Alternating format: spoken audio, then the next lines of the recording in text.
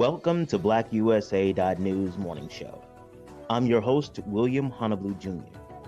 Join us as we explore the news and opinions that impact our community. We break down how the major stories have a very personal, local, and racial impact. No topic is off limits, but even if the conversation gets rough, we're always going to keep it real. Greetings and salutations, all my friends out there in internet land. I am William Honolulu Jr., and I have the honor and privilege of being the host of the Black USA News Morning Show. Good morning, good morning, good morning to you. See, a couple of weeks ago, I was singing that, and I didn't get some really positive feedback, so I'm not going to sing it again. Just know I mean it. Might do a clip of that and send it out to you. All right, so welcome. We're going to have a great time today. We're going to talk to a very good friend of the show, Dr. Michelle Talbert-Horsey. She's going to talk to us about the intersection between spirituality, religion, and your workforce development plans, your job search, how you even engage, and how big a deal prayer should be in your career search life. But first and foremost, I want to give a big shout out to my team. Big up to the super producer, Kyle Crazy Horse Morgan, and to my personal assistant, Grace Awaka. Both of them doing an amazing job, making sure that we have the resources necessary to give you the type of show that you deserve.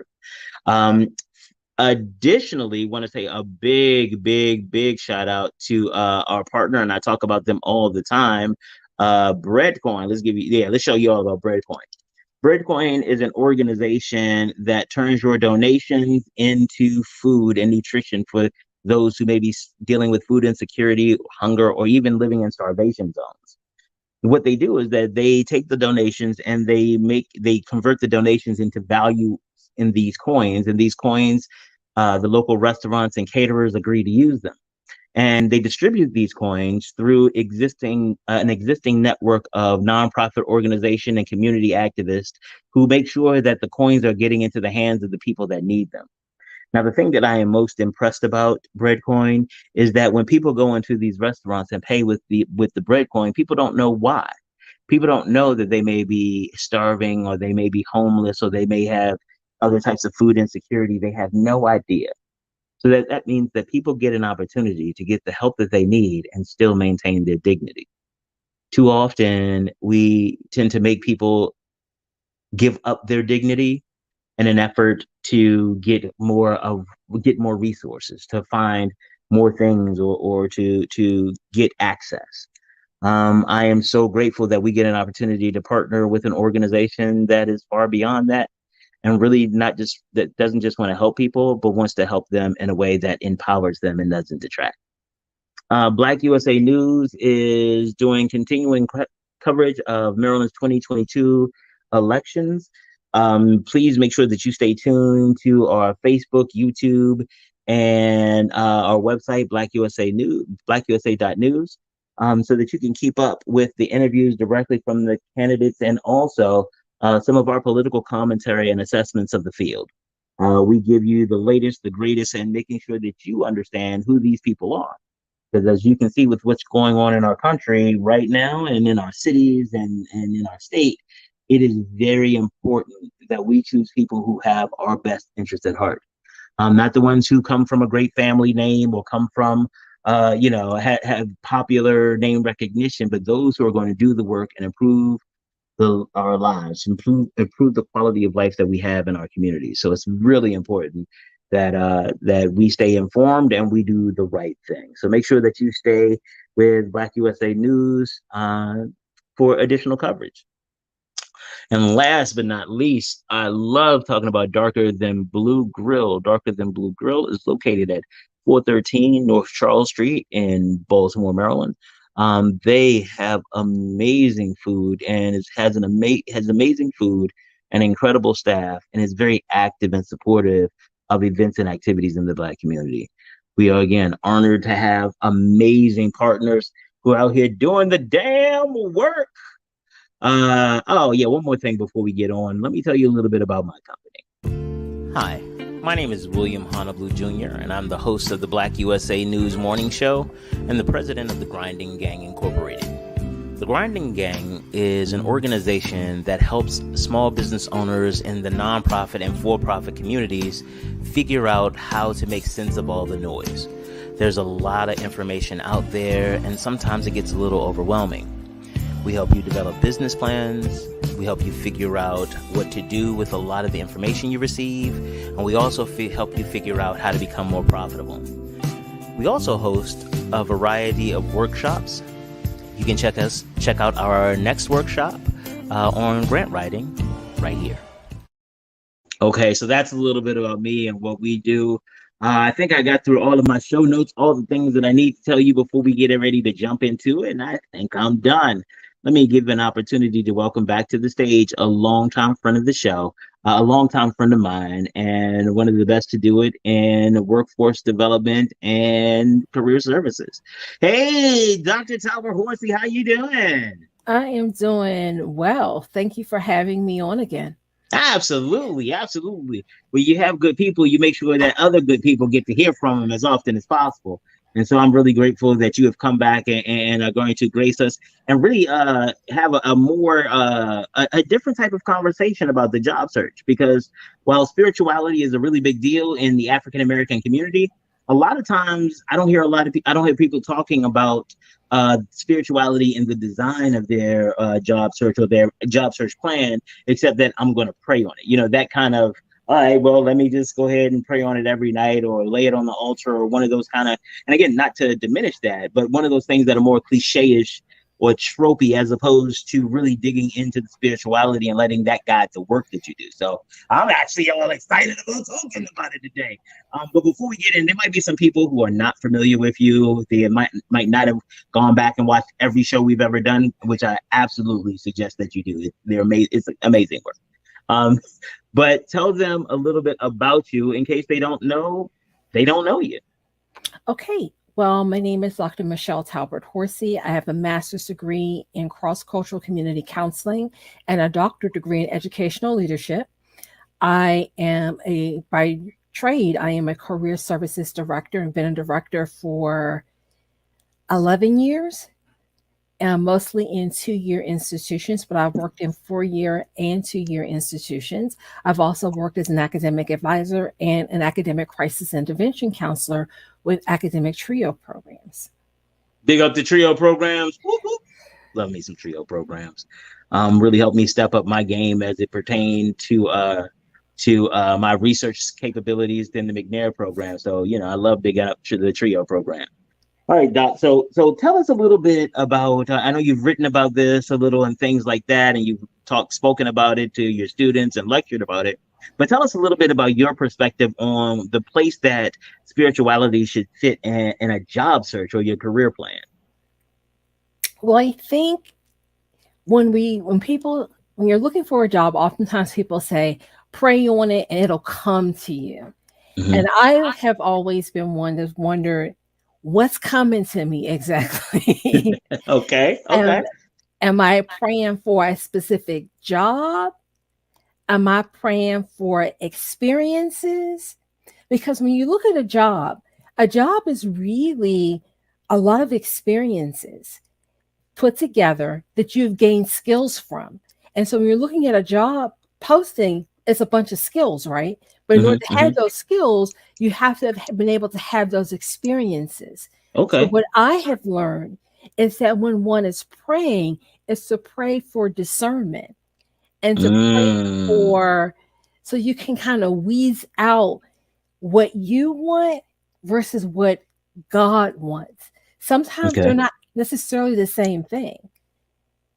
So when you say, and there's a lot of times that people throw around words and we'll find out later that people thought you meant one thing when you meant something else. So there may be some people who are not clear what discernment is. So tell them what you mean when you say that you need to have a level of discernment.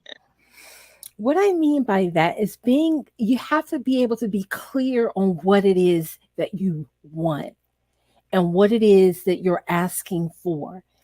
When I was praying, I will put myself out there, Mr. Honorable, if you don't mind me sharing my personal story. So my personal story was I always wanted to change tracks and get into a different job, get into a different field. So when I prayed, I pray for a specific job. I want X job doing X thing. And what I learned through, and I wasn't getting it. That's the thing that got me. I was like, I'm praying, I'm putting in the applications, I'm doing the work, but I'm still not getting what I want.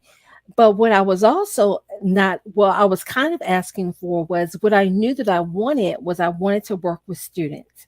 Mm-hmm. I wanted to work with students. And that really should have been my prayer was give me some more experiences, some differing experiences where I'm working with students, as Gotcha. opposed to put me in a VP position. And you know what's funny that you mentioned that, and so I know that everyone who listens to us isn't a Christian by training or by faith, but whether you're talking about Allah, the universe, spirituality, or whatever, um, I think your point is still the same: is that you can't just rely on manifestation as a concept to bring things to you. You still have to allow that manifestation, allow those prayers, allow those meditations, allow those chants to guide your activities, and allowing your God to, or allowing God to be the guide of the walk, not looking for the genie to come in, like Barbara Eden back in the day. For those of you who don't know, that's I Dream a Genie, or the genie in Aladdin for the rest of you all. And I don't know who the more recent genies are, whatever, but that's not what any of the gods are. The time that, when you look at comparative religion, the time that gods have done that have been extraordinary. That is not part and parcel of the way that things have worked. And so that, I think, to your point, understanding what your spirituality is, what you are actually looking for, and really being clear and studious in trying to learn that is a really big deal. I'm sorry, I just want, because I heard what you said. I just wanted to make sure I understood it. Does that sound like what you were saying, or did I just No, me? that's perfectly fine. And I will be very transparent with your audience Uh-huh. because I wasn't getting what I wanted. I was atheist for a time in my life. I was agnostic for a time in my life Uh-huh. because I was like, this Christian stuff isn't working for me because Mm. I'm praying on X. I want a VP role and I'm not getting a VP role. But one of the things that I had to realize again was making understanding what I wanted was not maybe not necessarily aligned with what God wanted me to do. Uh-huh. Uh-huh. And so I Uh-huh. had to learn to discern what he wanted from what I want and Wow. be open to understanding that God does things for the good of all, not just the good of Michelle. Right. Because in order to make it good for me, there are 20,000 other wheels he has to turn for what looks like, for me, it looks like all you have to do is click yes or do this, and this will make everything so right with me. And that's well and good. But from God's perspective, it's like, wait a second. I have 5,000 other people I have to move in order to shift you just an inch. And yes, I could do this, but I have to look at how your move is going to impact not only you, but all of these other people. And And- then I have to look at how I want to align you because a VP role may be in my future, but and I don't necessarily, what I've come to realize is that I don't necessarily need to know that right now. Because as Steve Harvey always says, if you see the road that God puts out, in order for you to get to point Z, if you see the road ahead of time, you're not going to want to take that road because you're going to see all of the obstacles. well, So I, God I don't know if takes that's you. for everybody. I have Well, challenges with Steve Harvey. He ain't one of my favorite people. So that might have well, just been some of he my doesn't. Steve Harvey prejudice. I apologize. I Well, no, apologize. I Stop mean, making on me. well, I understood the vein in which Yeah, no, what he I'm with was you. saying. Like a lot of times, if we look back on the road that many of us have taken, Mhm. it wasn't always smooth, and some things were Right. quite downright distasteful. Mm-hmm. But we had to go through that. And had we known that we had to go through that ahead of time, we may have chosen not to make those decisions. But and the pushback I would give you is because I've heard this argument before, is that it may not even be, we might have actually made better decisions, but the issue is that sometimes we don't find is for me at least, it's less about that there are so many other people and the decisions that we make, and how God can balance it, because depending on your view of God, God is infinitely powerful, and in some circles can't even create he can't even create something that he can't move, like that whole circular logic won't even play. But I think one of the challenges is that a lot of times we don't understand how unreasonable we're at what we're asking for is. And I have two really great examples. And it's so funny that, divine intervention, these are very recent examples having nothing to do with this conversation, but they fit so well. One of my mentees, he was, well, actually start with my friend first. My friend, her son was like, his girlfriend was coming in town from college, their college girlfriend. She lives in another state, they live here, and girlfriend was coming in town, and they got in a hotel or whatever, because she was like, you're not just gonna shack up in my house. So they got a hotel. She was like, y'all grown, I can't do anything about that. But then he was like, well, could you rent us a car, or could you just put your name and rent the car, and we'll pay for it. And so because I can take her around, we want to do some things. And you're like, you're 19 years old. Your 19-year-old son is asking you to rent a car for him and his girlfriend to drive around DC and Baltimore. Like, he didn't even understand why that was unreasonable, because he's never had to deal with the consequences of an insurance claim. He's never had to deal with the money that goes out, because if something goes wrong, his mom is going to have to pick up the tab, even if he finds a way to reimburse her. And I think, to your point about being in a vice president role, it's one of those things like, yeah, I put you in the role, but then you can't do anything. You actually, ta-da, I got you the job. You were not ready. I know I've had a number of things happen like that in my life, not just professional and personal, where I want something and I get it, I move everything to get it, and it actually sucks, costs way more than I should have spent on it, and didn't virtually nothing that I thought it was going to. There's other times where, because of the stories in my head and the things that I'm trying to make come true, I have thrown away relationships because they didn't look the way I thought they should have looked. And I think all of this kind of goes back to, what is your faith and what are you trying to do? Our faith tends to be about us being part of the larger body. So if you're only talking about how can I extract something from the larger body, how can God, what can you give me? Well, is that really the purpose of your faith? What's the difference actually with that? What's the difference between Santa Claus and God?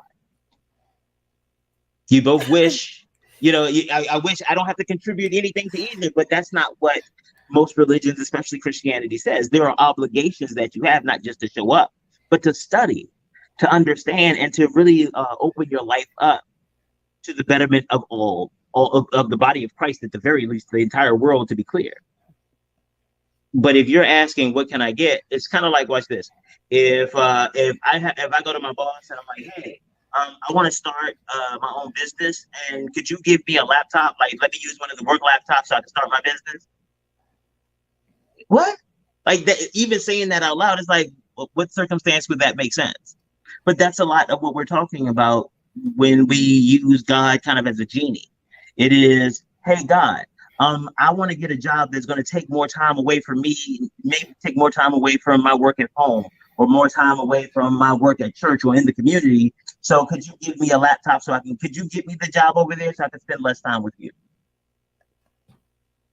And I think that's kind of the upside down part, where we're looking more about, we pay our tithes so that it's a ticket. All right, pay my tithes. Let me get one prayer. How many like Chuck E. Cheese? How many prayers do I need to get that big prayer over there? All right, so I only got 5 tickets, so let me get a little prayer. Just let me get a parking space.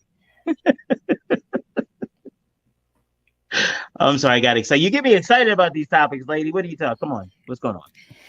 As you're talking, I was thinking about the fact that some schools, a lot of religious schools in their career services department, um, talk a lot about calling, Mm, finding your calling, as opposed to finding a job. mm, mm, They're looking at it more long term, and they take more of a religious spin on it. mm-hmm. Is your calling? Because in my opinion, your job isn't necessarily your calling. Like, I'm a Right, director of career services. That's not my calling. My calling is to be of service in a very specific way, which right. is to educate students. Now, I'm educating them. I'm not a teacher necessarily by Yeah, training, yeah. but I am a counselor, but I do teach. Like, I do Mm-hmm. teach people how to find jobs, and I do Absolutely. teach people about themselves so they can better themselves and they can find the type of employment that they want so they can support their lives. Mm-hmm. But I think it's important too for people to think about, what is my calling?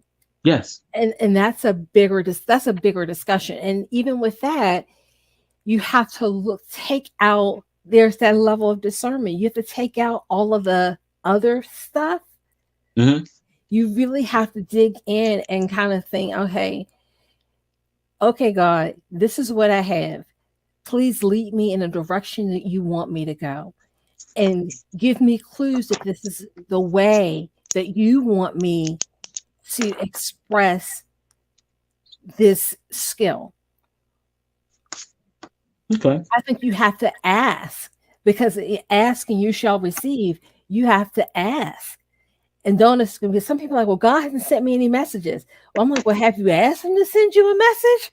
But also, have you done anything? Have you moved at all? Because it's kind of like one of those it may be like a video game where there's another point that you have to make it to in order to get the message. You send the flare up, they drop the package down further away from you. If you don't move, if you just sit there and wait for it, like, again, you are not you it's like you don't have any responsibility. You need to, like my friend's son, who's making arrangements for him and his girlfriend, and then wanting his mom to foot the bill and make sure everything works out. And by the way, had an attitude with him because she wouldn't get him the car. Just like a lot of times we have an attitude with God, like you were talking about. I've been asking you for a VP job forever. I have been a good Christian. I have gone to mass. I've done all the communion. I was confirmed. I did all the things that I was supposed to do, and you haven't given me what I want. You know what? Whatever. Yeah, and that's exactly why I became an atheist at one Mm-hmm. point in my life. Was because of that exact scenario. I was like, okay, I'm praying on this, I'm praying on that, and you're not giving me what I want. You're not bringing the people that I want in my life into my life. Um, as a lot of young people do, I was praying for certain types of relationships. I want this type of boyfriend. I want to be married by this time. I want this. I want this. And it was very much, I had a genie in a bottle type of relationship, because my own spiritual experience was, go to God and God will fix everything. God is your mechanic. Right. He will Lay your fix. burdens down. Don't even worry about it no more. Don't even. How you gonna worry about it if God got it? Yes. you know um or there's a saying, and correct me if I'm wrong, but I don't believe this is anywhere in the Bible, where it says God won't give you more than you can handle. Oh yeah, that's absolutely not. There's not. That's not in the Bible anywhere. Because I've seen some of the things he gave people. Lot's wife couldn't handle being turned to stone. Everybody looks at the impact on Lot, but she was turned to stone. I mean, that's stone salt. She was turned to a pillar of salt. That's got to be traumatic. I don't think she could handle Yeah, that would be that would be traumatic. But it is one of those things that you were saying earlier, like laid on the altar. You know, it's fine. And I'm not suggesting to people that they stop praying or do any of those things. that. Pray, but think about what you're praying for.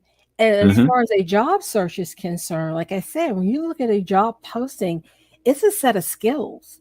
So what God is doing for you, if you don't get X job, What God may be doing for you is saying you need to have more experiences in Mm-hmm. order for you to get X job. So I'm going to set this up for you. I'm going to quarterback this Mm-hmm. so that you get more experience, so that you're comfortable. So when you get the VP position, you can actually do the VP position.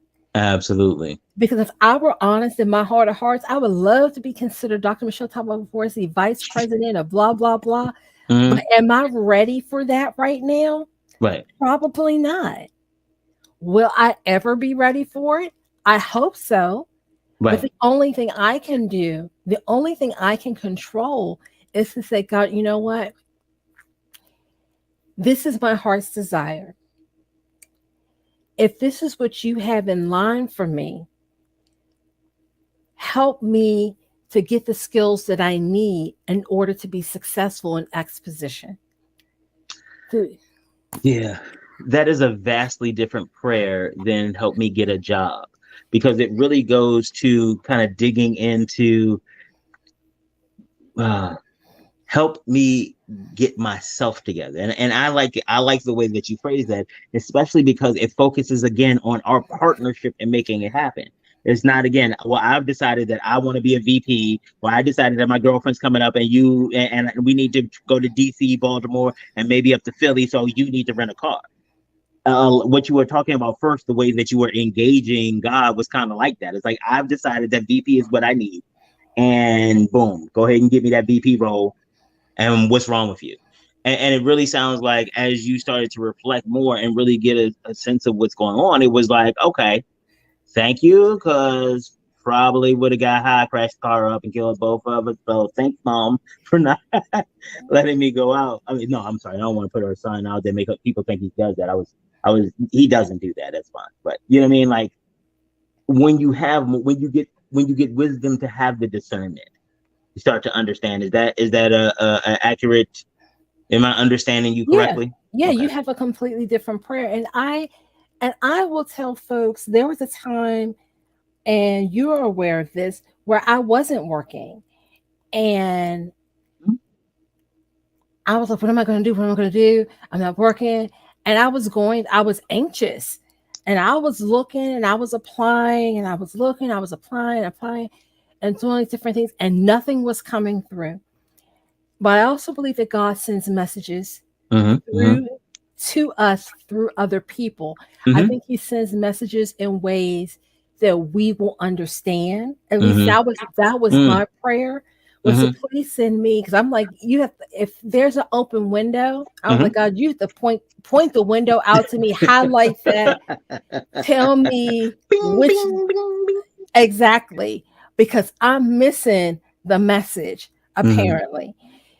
And I had a friend that said, Michelle, just relax and enjoy this time. You're going to find something. Just relax a little bit. Maybe this is because I came from a pretty, I was coming off a pretty tumultuous um, situation in my Mm-hmm. former job. Mm-hmm. And it was very draining and a lot of different things. And And discriminatory, but we're not going to talk about that this time. we're not going to talk about that time. Oh, Okay. there's some things I can say about that, but Okay. I won't. However, she said, take this time to take a breather. Mm-hmm. And when I took that breather, that's when I was able to find my temporary position. And people might look at a temporary position. Why would you looking for a full time job? I have a child. My husband was working, but still, we needed two incomes to make everything comfortable. Mm-hmm. And what happened was getting. So I came off with this rough patch Mm-hmm. at this other institution, and not knowing whether or not they were going to give me a good note, a reference, or not a good reference. I had no idea. Even though I worked for them for 9 years, I had Mm-hmm. no idea. And I was leaning towards these people are going to try to screw me Right. every which way from Friday, Mm-hmm. if they can. I had that type of boss that you really didn't know which way she was going on any given day. Mm. I remember. So I went into this 9 month temporary position. And that was one of the best experiences I've Hmm. had. Um, and because I went into that position, Hmm. I was able to get some more references, some better references Okay. that I needed to get the position that I'm in now. But it's all because I met those people. It's all Hmm. because I had that experience. Hmm. Hmm. Had I not had that experience, I would have had to depended on these other people where it was kind of rocky. Right. And so that's how God works in your life. He put this experience in front of me. And like I said, it was only 9 months. He put this experience in front of me. Why? Because he knew that I was going to need references. He knew what my next job was. And he knew in order for me to get that next job, I was going to need to have some strong references. And I needed some strong references, people who were my direct supervisors. And that's what I was able to get. That's really cool, and I think you anchor it into, you didn't just sit there and wait. You didn't say, God, this situation is horrible, and I just need you to bring me something. And yeah, you went out and found it. You went out and got it, and you took risks. You took risks based on your faith, and I think that's an incredible. And let's talk a little bit more about the actual supports that you used as you were going through your job search. You know, where did you go? How did you, what did you lean on as far as your faith is concerned, and finding a new job? Well, I was fortunate enough to have people in my life that I would say they don't go to church every Sunday.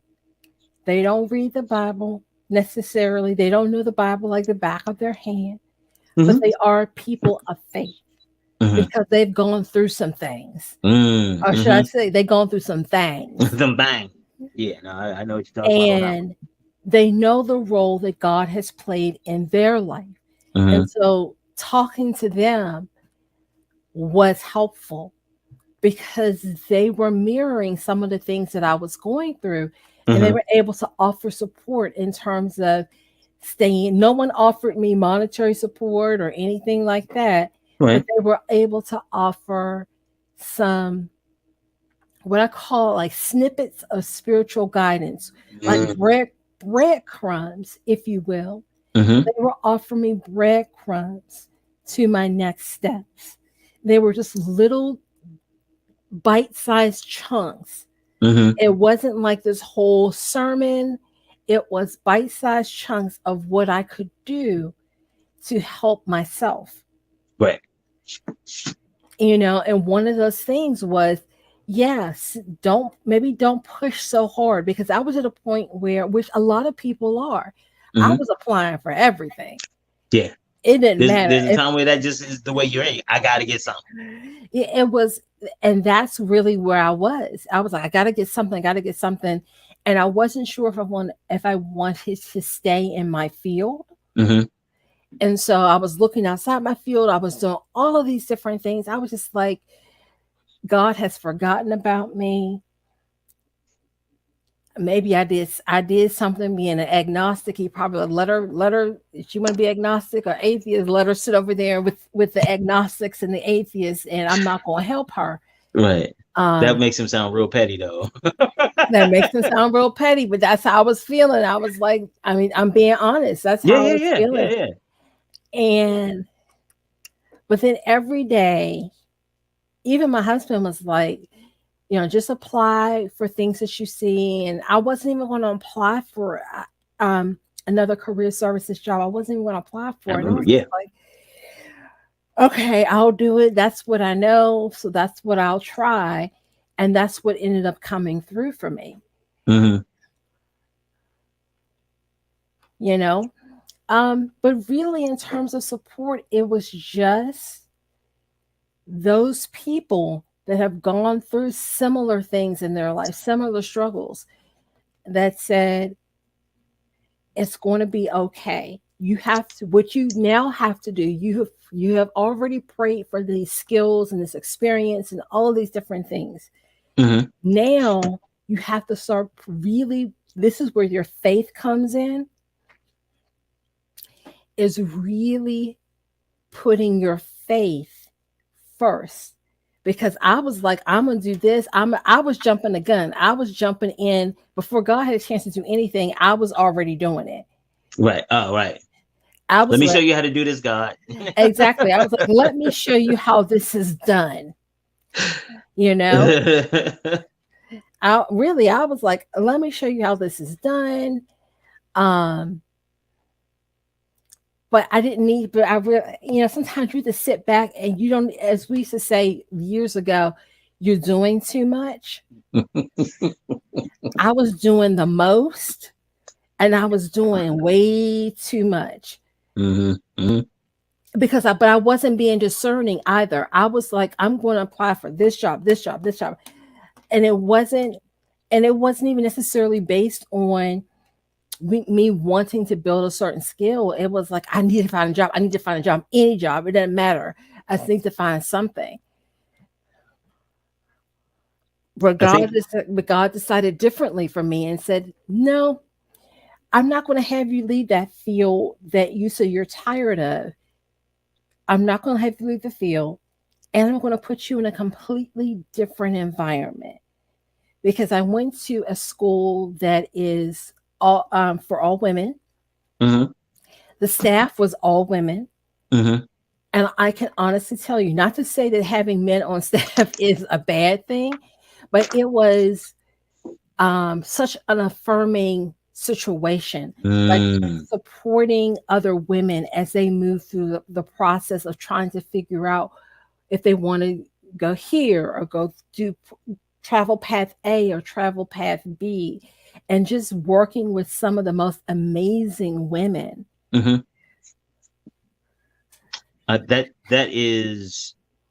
That experience sounds like well, for those of you all who weren't here, you should go back and check out Dr. Talbert-Horsey's appearance during the month of Black Women. She talked a lot about this, and I encourage you to go back and check. We might see if we can put the links to all your old shows in the description so you can come and catch the full panoply of your contributions to our network.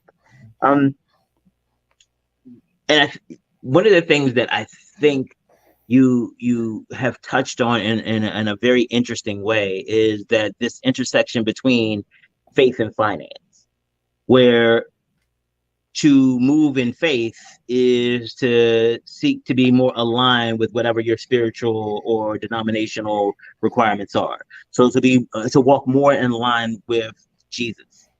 Jesus was a hard worker, but it was more toward his calling. His family was carpenters, but he wasn't building out there building things. You know what I mean? And so if you measured Jesus by the times or through more capitalistic or commercial measures, he was an absolute failure. He had to have somebody else had to pay for his tomb. He couldn't even. He was worth more dead. And so I think that sometimes we get confused in that our finances, you're a good person, but you don't have the money. So you suck as a human. Your value to society is limited.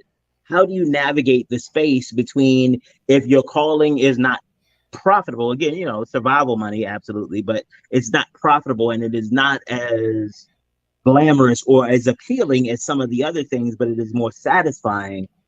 How do you balance that? Because it's not just you trying to make the decisions, it's not just your faith, but there's the larger superstructure of what society expects of you. Wait, you passed down that job? That was making twice as much. What's wrong with you? So those things play, and sometimes it comes from our faith partners. So how do you navigate all of those murky waters between faith and finance? And the waters are murky, and they're deep, Mm-hmm, mm-hmm. because money gives us freedom. You may not Ish. freedom-ish. I mean, but you're tied to the job. But money provides a lifestyle. Mm-hmm. It supports a lifestyle. And that is a big rub. and that's something that we see a lot in career services, but we don't use the term calling, we use the term passion. Someone Ah, else may use the term follow your passion, right? gotcha. I like the way Um, you secularize that, flipping it back and forth. I see you well, government yeah, worker. because it's kind of like the same thing. Like you'll have, Yo, no, you're absolutely I right. But was, I'm sorry. I was just giving you props on your code switching in between the spiritual and secular worlds. I try to give props when I see somebody do something smooth. That was smooth on your part. oh, thank you. Um, Oftentimes we have students come in and say, I'm going to go into business, since I know that's your area, Hmm. that you're an expert in. I want to go into business because I'll always have a job and I'm going to make money, but then get into business and they hate it. Or, and this is your listeners may or may not agree with this, but I'm going to say it anyway. There's this strong push to push BIPOC students into STEM careers. Hmm. The challenge with that is that not every BIPOC student wants a STEM career. Hmm. They may want business, or they may want psychology, or they may want art history or something else, but Hmm. everyone around them is saying no, you have to be a scientist or an engineer or a mathematician. But for some students, that's not their calling. Hmm. Their calling is something different. Now, your question, how do you navigate the water of spirituality and finance, Yeah. especially when you're looking at a career that may not pay as much as what you? Well, I think that's when you have to look at the lifestyle that you want to lead. Hmm. I had a student once, and I may have shared this story on one of my other segments. A student, he came in with his girlfriend. His girlfriend was a social work student, Hmm. and he was applying to law school.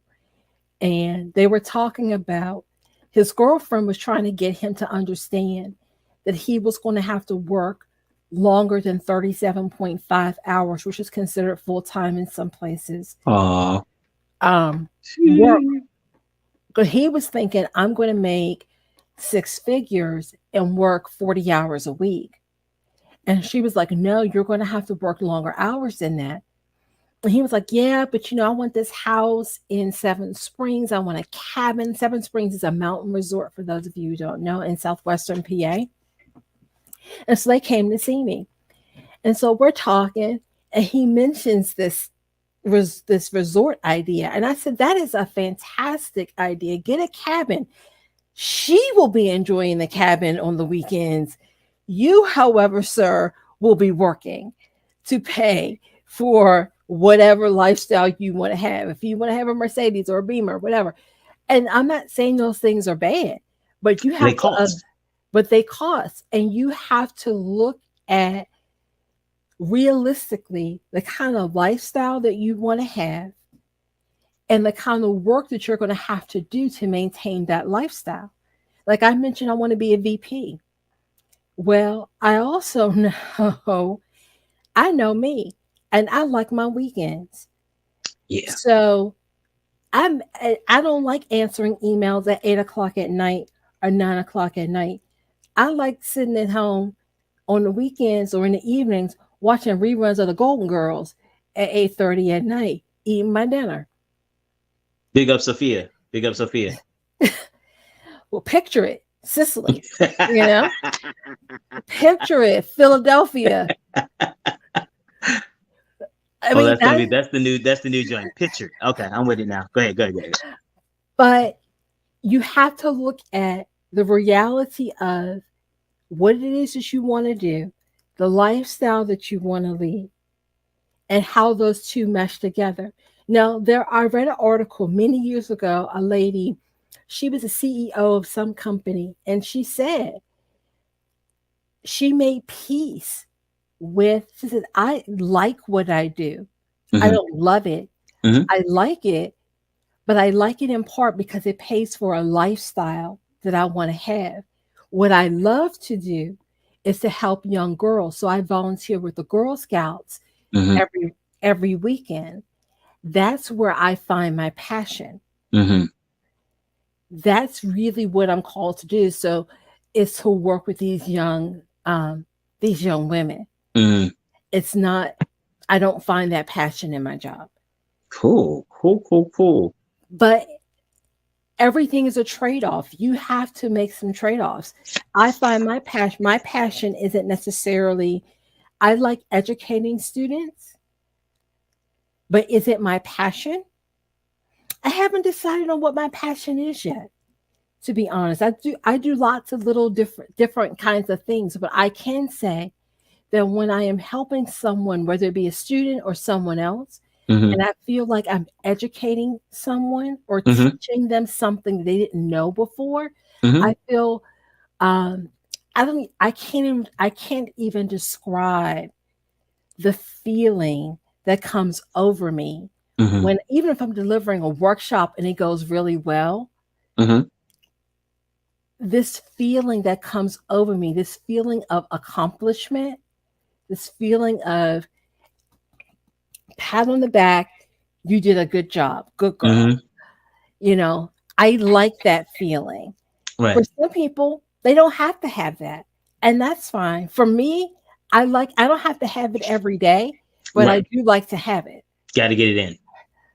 Even if it's just a something like I share something with my team and they're like, "Oh, we didn't know that." "Oh, okay, that was a good idea, Michelle."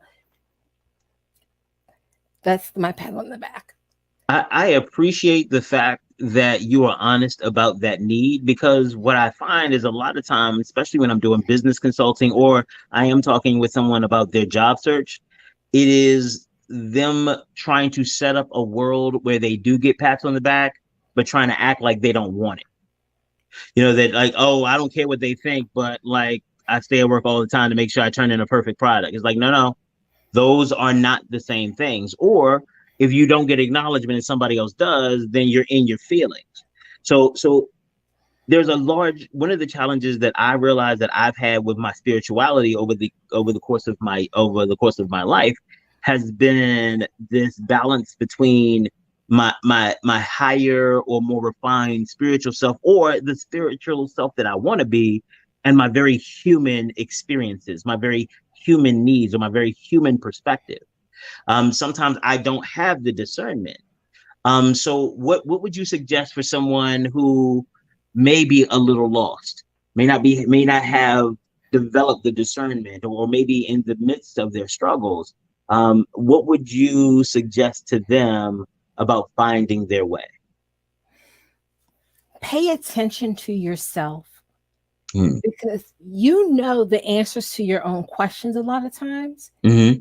One of the things in counseling that we know, oftentimes people come in and the counselor is helping to guide. We can't tell you what's right or what's wrong or Right. this and the other, but we can help guide you a little bit. Mm-hmm. But a lot of times people know the answers to their own questions. Just don't want to admit them. They just don't want to admit it, or they don't, or they don't hear it Ah. or Mm-hmm. see it until they speak it. And then when they speak it, they can claim it. Pay attention. One of the techniques I use with my adult students Mm-hmm. is take nothing this big, but take Move it a little bit.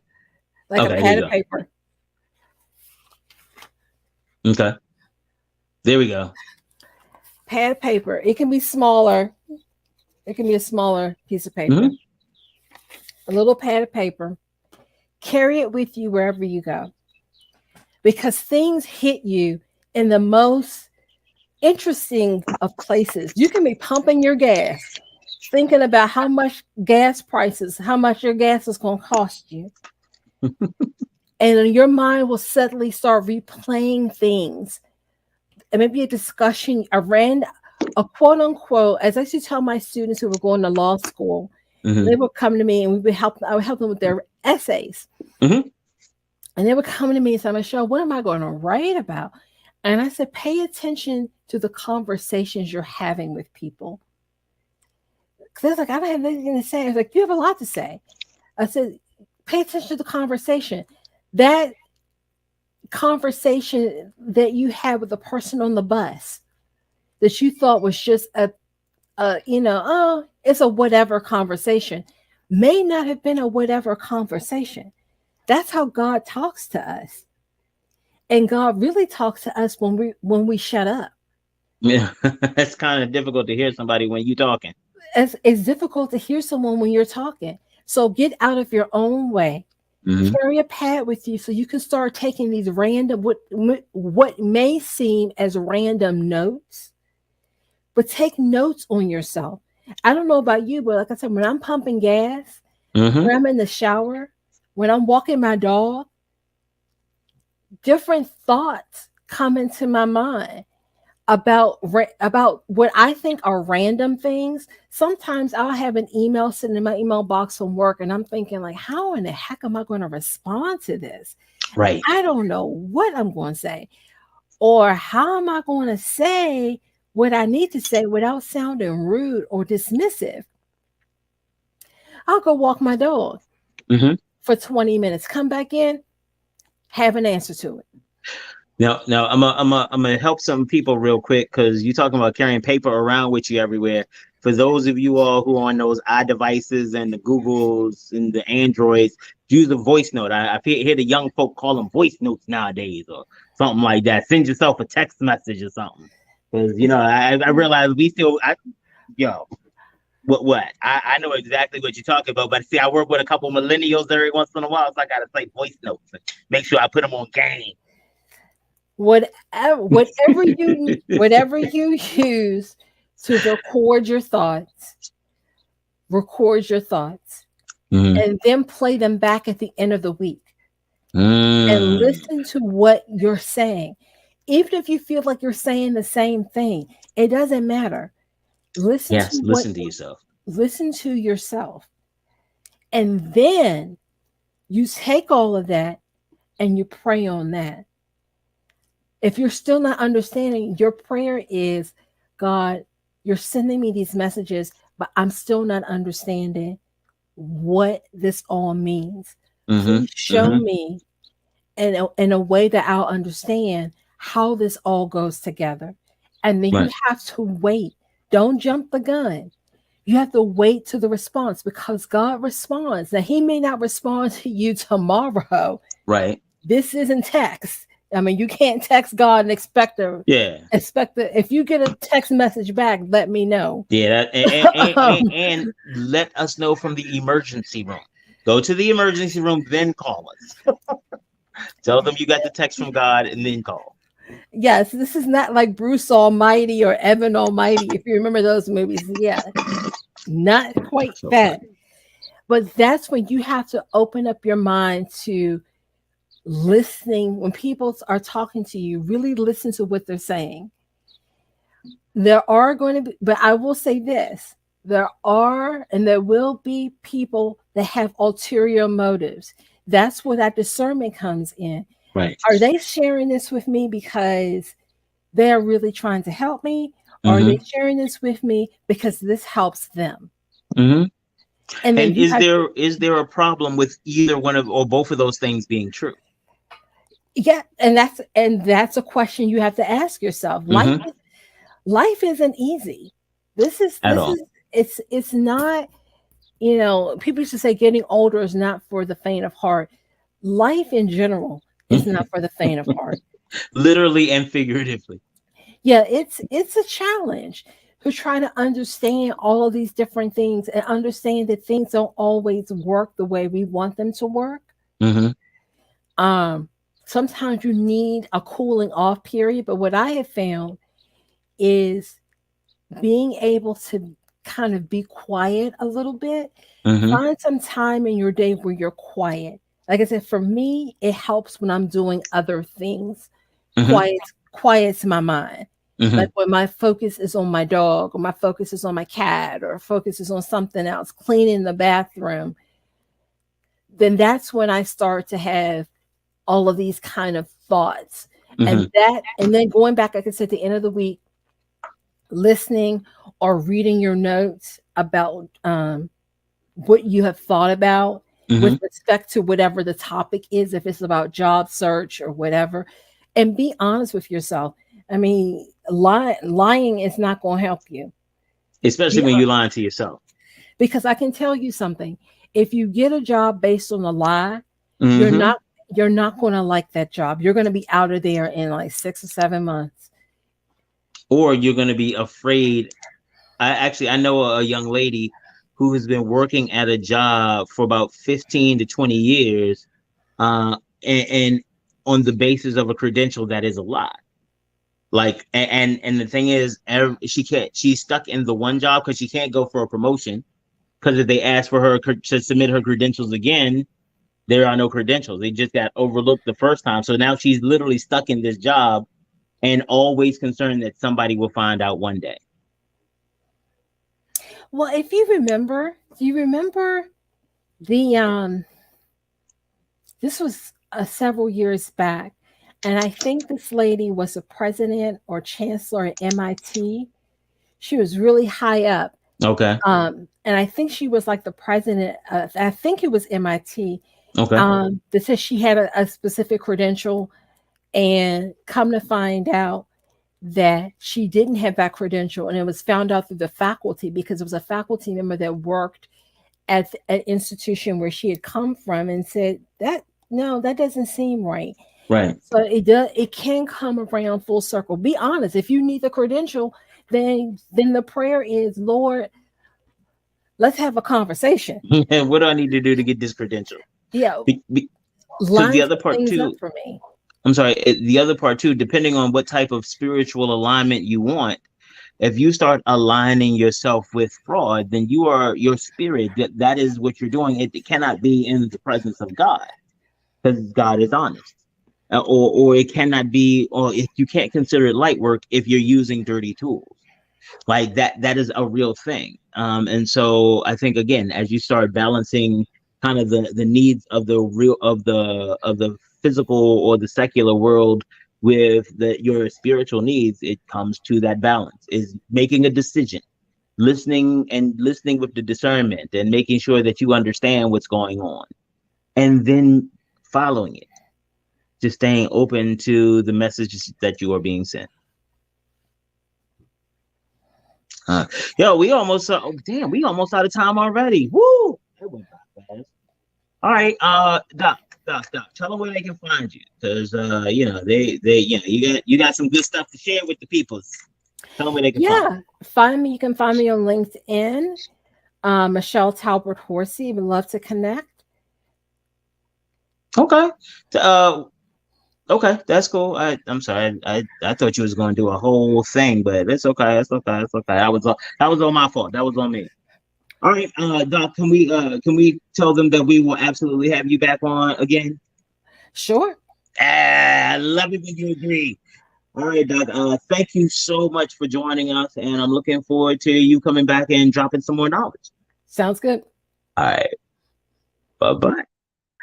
All right, again, ladies and gentlemen, boys and girls, I told you I know dope people, and I am so grateful that the Doc keeps coming back, and sharing her talent and her expertise with her. But did y'all see something? The Doc thought she was slick. Now that she gone, okay, now that she in the back. Did y'all know she had the little slick haircut going on or whatever? The Doc came through. I was like, okay, I see. I ain't say nothing while she was there because I didn't want to put her in the spot. But now that she gone, I have to say, look, all smooth with the haircut.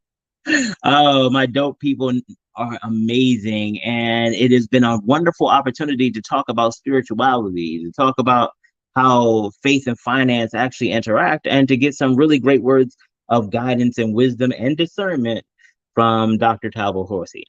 All right, ladies and gentlemen, boys and girls, stay tuned for our next show, and we will be black then.